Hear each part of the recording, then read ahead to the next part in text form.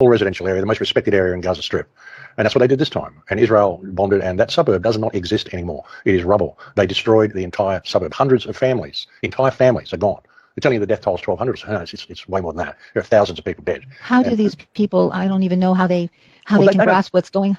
They don't even know what's happening. All they know is the bombs started coming. And why are they bombing us here? This is residential. They never bomb here. Why are they bombing us? We don't like Hamas. We've got nothing to do with Hamas. Why are we being bombed? And there's no warning. There's nothing to say we're at war or anything. Suddenly there's just missiles falling on Al-Rimal. What's happening? And they're still wondering when the bombing's going to stop. And now the water's been turned off and the power's been turned off and they can't do anything. They've got children. There's babies in the hospitals on incubators and stuff. You know, and you talk to the Israelis about it, and they say, oh, you're not seriously suggesting I should worry about Palestinian civilians, are you? You know, Hamas killed the babies, blah, blah. It's insane. These people in Gaza Strip have no idea what's going on. Why they're even being bombed. Half of them didn't even know that Hamas had made an incursion into Israel. Nobody knows anything about this. Oh my gosh. The bombs are falling. Why are the bombs falling? When is Egypt going to organise a ceasefire? Please stop bombing us.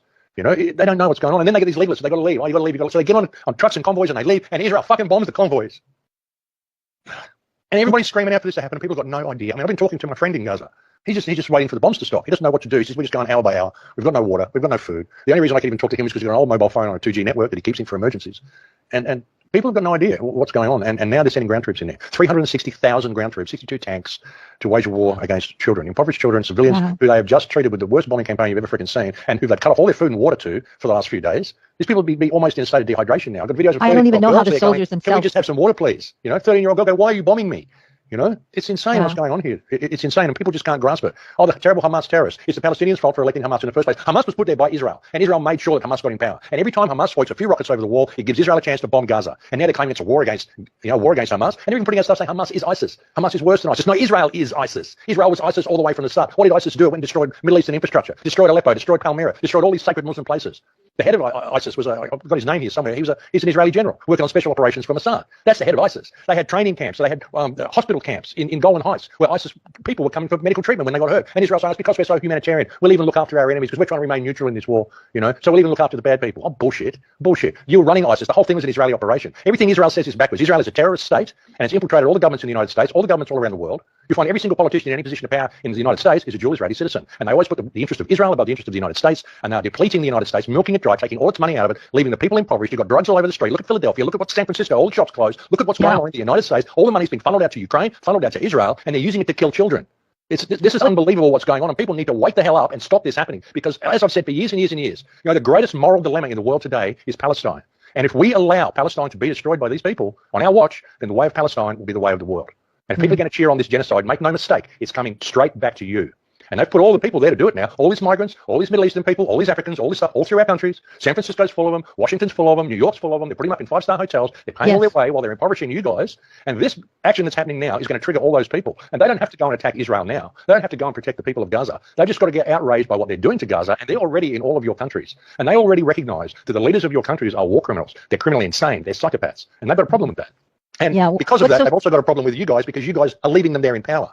You see where this is going, where this can go. This is really, really important. You know? What's so shocking to me is that the people on the, you know, at the base, like even the soldiers, the Israeli soldiers, is there no humanity in them? How can they move forward and do what they're doing? There is no humanity in them. Is there no global power that will stand up to them? Are they all bought out? It's because they control the United States, and the United States has got lots of bombs. This is what's running this show. The Israeli soldiers are trained to hate the Palestinian people. Israeli people believe there was never a Palestine. They believe that they came down and reclaimed their land in 1948, and when they did so, all these Arabs swamped them from all the other countries around the place. Jordan and all these people came to try to stop them, try to claim it before they did. This is what they taught in Israeli schools. They literally believe this. Palestine's been there since time immemorial. It was there in biblical times, you know, and the Jews and the Muslims and the Christians and everyone always got along. It was all fine until the Europeans came down and tried to claim it.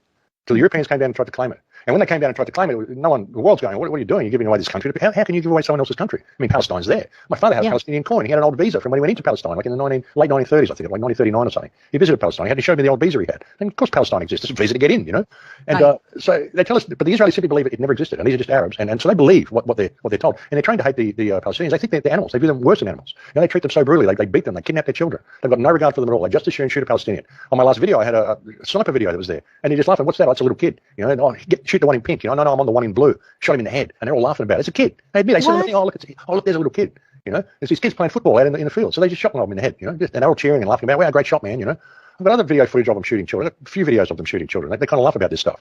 You know, and all the stuff we see that they show us, bombs going off and beating up children and children in cages, these are all Palestinian children. It's all backwards. Everything they say is backwards. They say it's Hamas doing this. No, it isn't. It's them, and they hate them. Like the fact that they've closed the border. They've closed the border while telling them to leave. And then when they do leave, they bomb the column of people leaving, which is all women and children. right? The fact that they're doing that, the fact that they tell them to go and share in the school and then bomb the school with white phosphorus, a banned chemical weapon. You don't get any of that anywhere near that stuff. It eats through the skin. It uses moisture to burn. The more moisture there is, the hotter it gets. Your body's 80% water. You can't throw water on it to stop it. If you throw water on it to stop it, it just gets worse. White phosphorus, it's a banned chemical weapon. And it goes off in big clouds, which will cover a whole suburb. They're killing indiscriminately, and they're killing women and children indiscriminately. It's insane what's going on there, and the world's cheering it on. And that's the worst kind of evil I can even imagine. It's unbelievable. It's absolutely unbelievable what's happening.